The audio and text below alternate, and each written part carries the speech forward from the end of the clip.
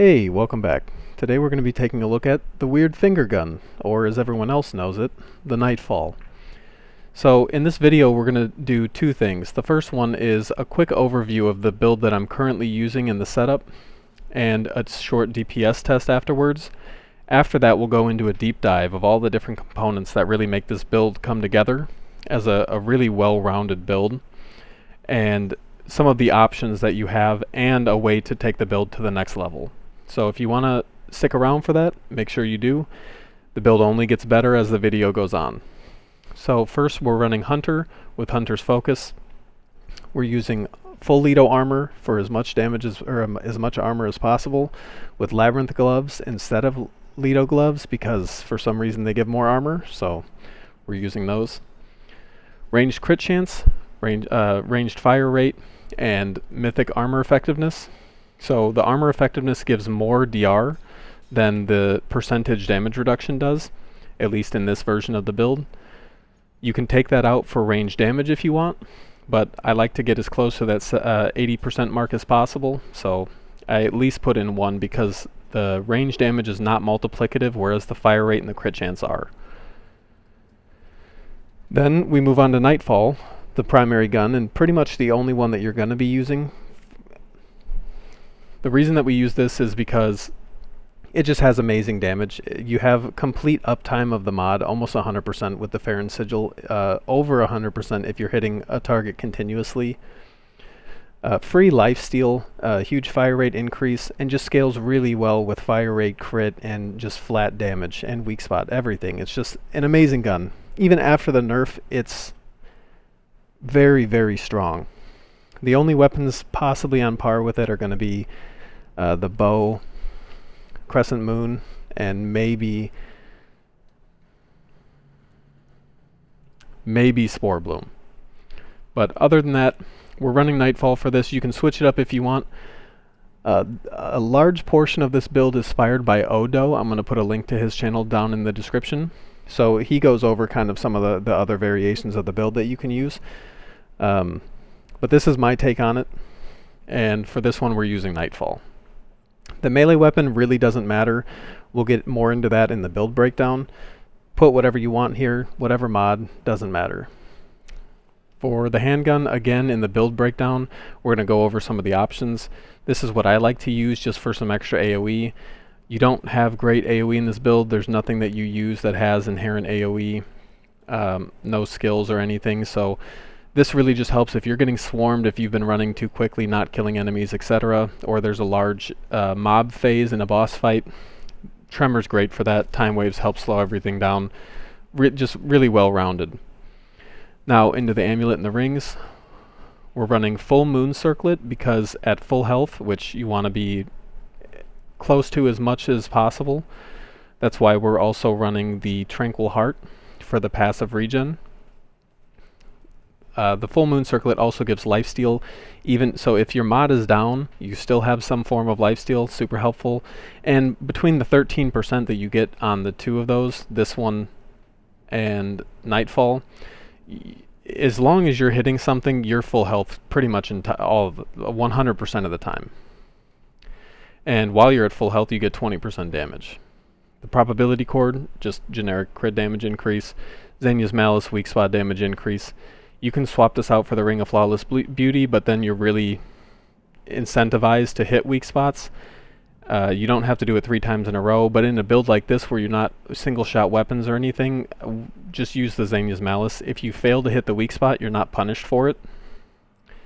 Ring of Omens, so we're running, again, ultra heavy armor. We're not trying to give up the necklace or another ring slot to run either reduced weight, encumbrance, or what's it called here, the bright steel ring. We're not trying to do that. We're trying to maximize as much damage reduction, movement speed, and damage all at the same time. Survivability, just totally well-rounded build. So giving up one of those pieces feels really bad. So we use the Ring of Omens because it fits really well with a really solid amulet choice.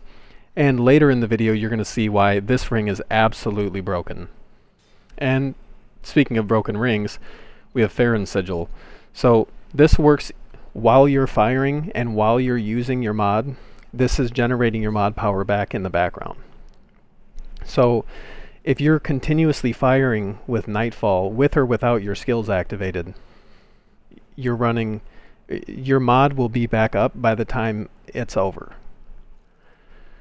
I forgot to mention we're running Challenger with Rampage. So Rampage is super huge, and this is the main reason that we run Challenger instead of Gunslinger. So the benefit that this has over Gunslinger and Bulletstorm is, yes, it's slightly less DPS than Bulletstorm, but it lasts 5 or 6 times longer. So again, in Odo's video, he goes over this in kind of more depth, but dealing significant damage, granting 1 stack and getting you to that 10 stack marks where it only lasts for 15 seconds after that, doesn't happen every single time you deal damage, even if you're hitting for like 1500. So that's actually a really good thing, because now you activate this mod and it lasts 10 seconds. You have 10 seconds to deal some amount of damage that seems to be somewhere around the 5,000 mark. Don't quote me on that, I'm not sure. And then it gives you 1 stack. So every time you get a stack, it resets that initial duration to 10 seconds. And you slowly get stronger and stronger and stronger until you finally go berserk, and then you're extremely powerful for 15 seconds. So this mod lasts 40 seconds, 50 seconds sometimes. It totally depends on how consistently you're dealing damage, and it can fall off after 10 or 20 seconds if you don't get the next stack of rage, but it's quite easy to do. So Rampage is absolutely amazing. Keep in mind though, while you're running Challenger, you have to be somewhat close to the enemies to get the most damage increase. So I tested this with the aura trait. It doesn't work. It doesn't increase the damage at which the damage tapers off at. I don't know if that's intended or not, but that's currently how it works, so don't bother investing in aura range. Your range is about 20 meters, so you still deal damage after that. It's just you deal much more the closer you are to the enemy. You can see here, if I get purposely avoid weak spot here, we hit for 181. If we go all the way over here, shoot this one, we're shooting for 157, 180.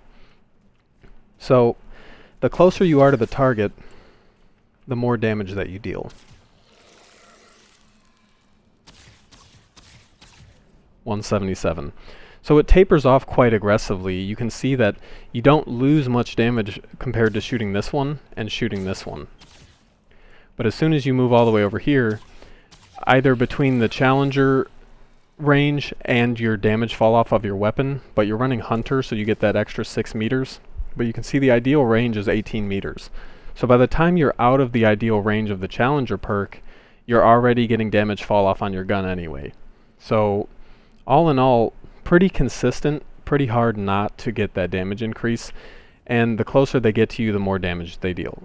So outside of specific boss fights where you can't get up close and personal with a boss, just much more damage than Gunslinger. You do miss the reload speed a little bit, but it's not the end of the world. So let's get into the DPS test here. Make sure that activating the weapon mod here, Dreadwalker, is the last thing that you do when you're activating your mods and your skills. If you activate it first, you won't be able to activate your skills anymore. So with running Hunter Primary, you can run either as the primary.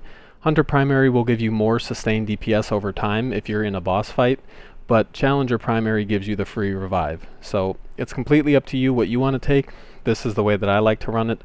If I were running a hardcore version of this build, which would take quite a lot of time to set up, but I probably would run Challenger Primary. But for softcore, I definitely like Hunter Primary better, just because it keeps this Hunter Shroud going for a long time, especially depending on the fight that you're versing. So make sure, again, you pop the mod last. I like to do Hunter first, then Challenger, pop the mod, and just left click. You don't have to activate a heart first. You're not running the sigil or the Ankh of Power. None of that. So you're looking roughly around 51, 5200 DPS, 53. It just depends on the luckiness of your crits. And now we went berserk. Make sure you pop that mod again. And you'll see that DPS start to climb right back up.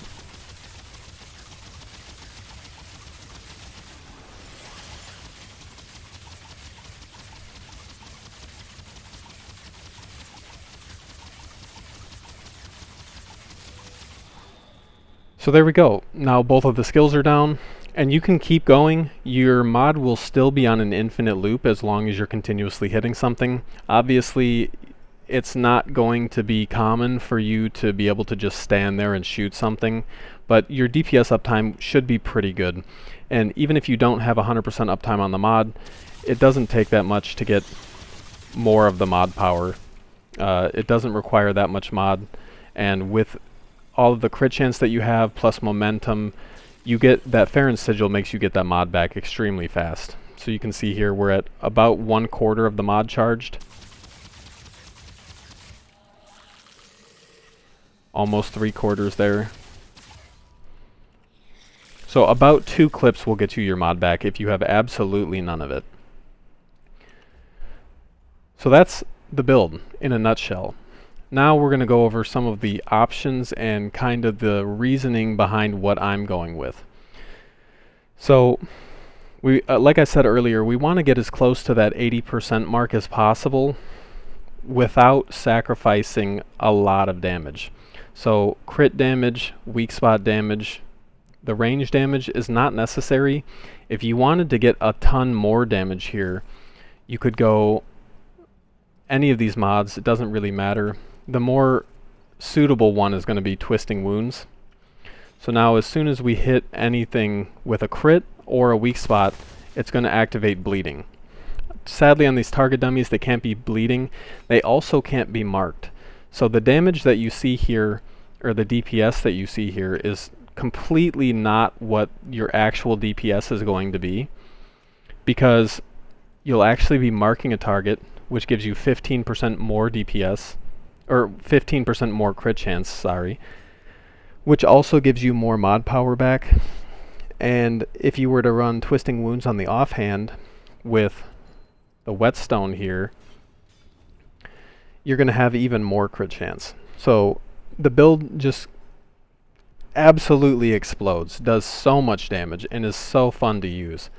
Not to mention you get that free lifesteal, you get the free fire rate, you're slightly harder to hit while moving because you're in the Nightmare Realm, etc. But that's a little too micromanagey for me because the bleeding from Twisting Wounds only lasts for 10 seconds, so I'm not really a huge fan of using it. Some of the other things that I really like though is you can swap to Weightless Weight and Momentum Driver, Heart of the Wolf, and if you want to, while you're running through the world, you can drop Farron Sigil. That would be the last thing that I drop here though, aside from Ring of Omens. Wearing ultra heavy armor, again, you can switch, you can sub Ring of Omens out for Bright Steel Ring, especially if you're not going to do what we're going to do next here. So Bright Steel Ring also a viable option over Ring of Omens, but shortly I'm going to show you why Ring of Omens is absolutely insane. So let's get back to the prior setup here. We're going to run Xenia's Malice. We're going to run Probability Chord, and we're going to go back to Full Moon Circlet. And we're going to leave that there because it doesn't really matter. So now we're going to show you how to take this build to the next level. Before I do that though, here are my current traits. They don't really matter. Again, we're trying to get as close as possible to that 80% DR. So Fortify, Barkskin, both maxed. Swiftness, because I'm not trying to be a slug. Triage, Healing, Regrowth, Healing, half of Bloodstream, Healing. I like a slightly larger evade window. Even with Misty Step, it's just so nice to have so much leeway in your evades. If you're a professional gamer, a pro player, etc., don't take this trait. Put it in something else that's going to be more useful. And then finally, 5 points in recovery, just to give a little bit of stamina regen, make the sprinting feel better. Your health is going to be your resource for dodging, so you don't need to worry about stamina for that, but for running through the world, the stamina regen is super nice.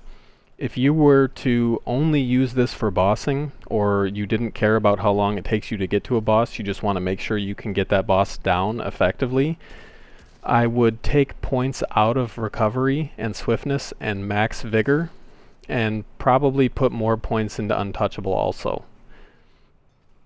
You can play around with these however you want, obviously, and tailor them to the way that suits your gameplay, but this is the setup that I like.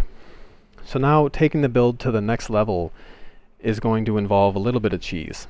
So first off, we're going to go Alchemist Primary, and then we're going to go back into our inventory and put on the Feastmaster Signet. So now we have a concoction limit of 5. So you can see our current advanced stats right here. If you want to do a before and after, here's where we're at. So these are our resistances because of Alchemist.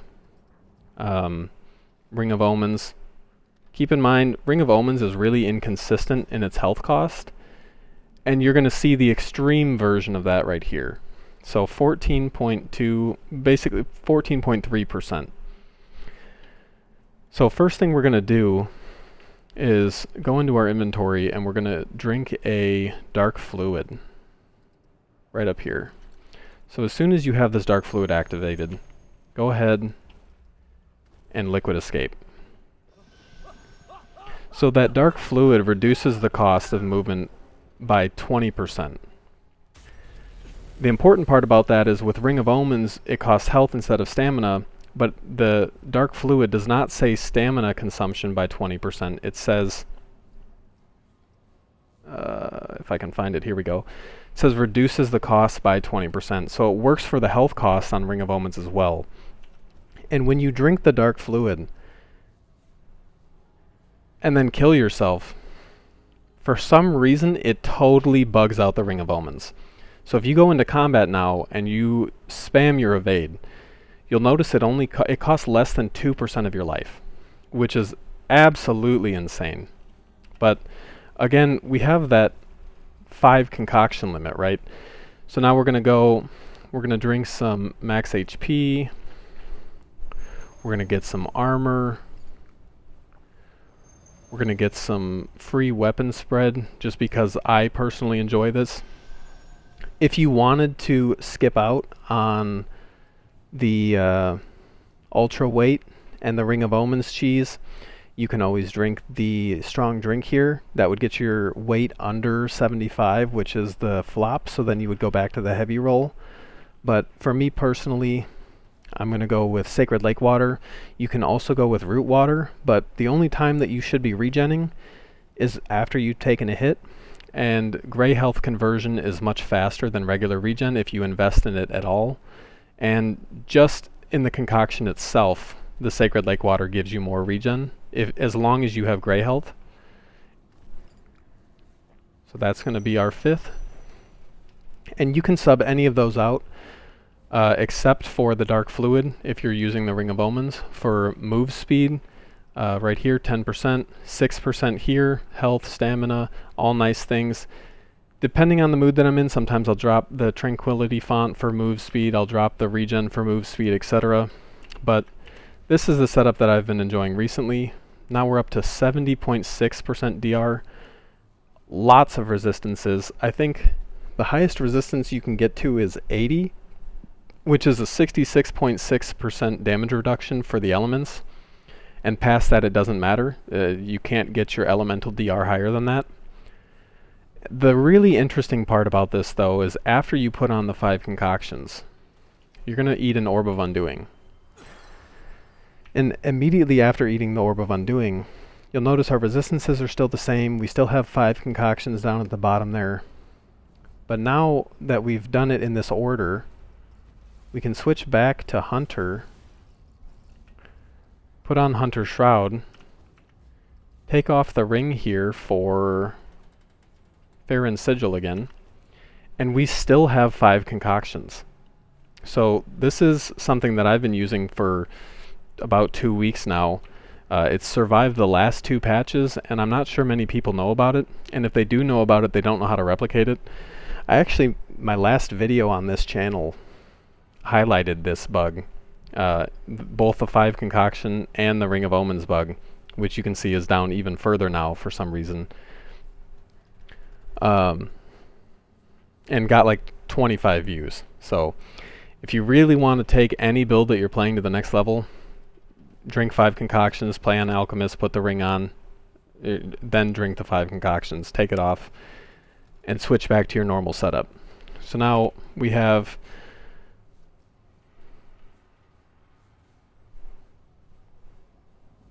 oh, we don't have traits in. Okay, I was going to say way less armor. There we go. Fortify, Bark Skin, Swiftness, Triage, Regrowth, 1, 2, 3, 4, 5.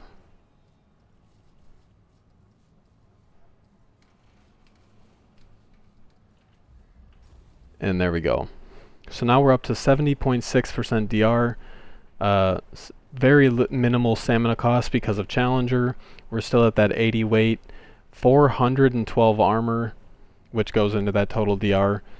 But at the same time, we're still running full damage over here. The only thing that's not is the Ring of Omens. But now you have that Misty Step while wearing Ultra Armor, and it's absolutely free. I mean, you regen before the next time that you use the Misty Step. So you have permanent evades without using stamina or having to worry about it at all.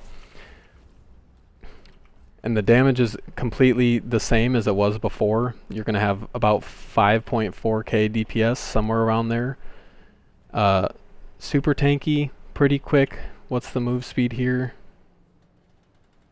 Plus 15 from the trait, but again, you can get that up pretty high if you wanted to run the weightless weight.